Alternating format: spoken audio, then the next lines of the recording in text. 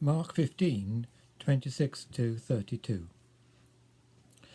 The written notice of the charge against him read, "The King of the Jews." They crucified two rebels with him, one on his right, one on his left. Those who passed by hurled insults at him, shaking their heads and saying, "So, you who are going to destroy the temple, build it in 3 days, come down from the cross and save yourself."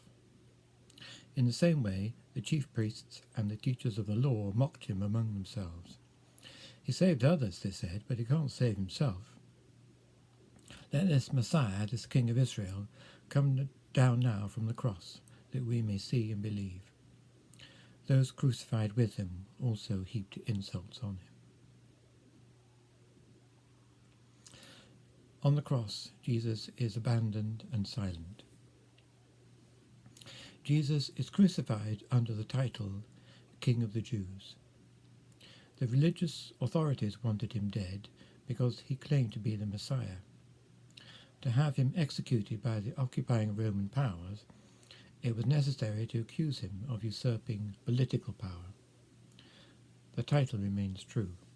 He is king of both Jews and Gentiles, but of a kingdom that is not of this world. Jesus was executed with two brigands. It's not known why they were condemned, but no reason to doubt their penalty, though terrible, was in some way deserved. Jesus, on the other hand, had done nothing to deserve the punishment given to him, though he had angered religious authorities for pointing out their hypocrisy and love of power and position. All Jesus' friends, the ones he had chosen to be with him, had deserted him. The only company left to him was that of two criminals, who even in their agony insulted him along with others present at the crucifixion.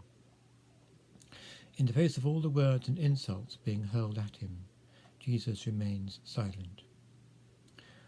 When we are falsely accused of something we have not done, our natural reaction is to lash out and defend ourselves, at least with words. Jesus silently absorbs everything that is thrown at him. In this way, he is the embodiment of the mysterious servant figure the prophet Isaiah had foretold hundreds of years before. "Surely he took up our infirmities and carried our sorrows, yet we considered him stricken by God, smitten by him and afflicted.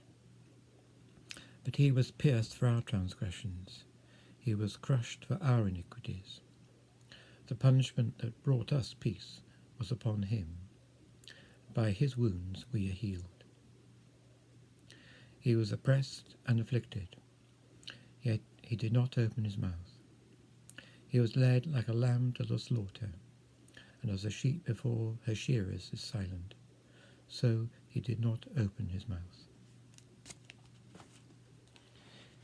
He was pierced for our transgressions, he was crushed for our iniquities."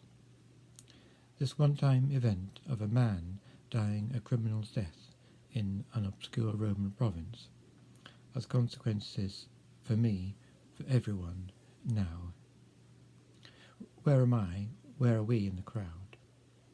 The scene depicted here doesn't allow indifference. Would we have been hurling insults with those also on the cross?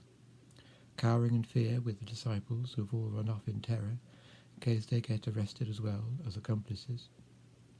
Calling for Jesus to validate himself by a miracle? Keeping quiet and wishing all the fuss would go away so life can carry on as normal? When some artists have painted the crucifixion, they painted themselves as one in the crowd. Let's picture ourselves in the crowd and try to take in what Jesus suffered that day and what he accomplished, done because he loved us.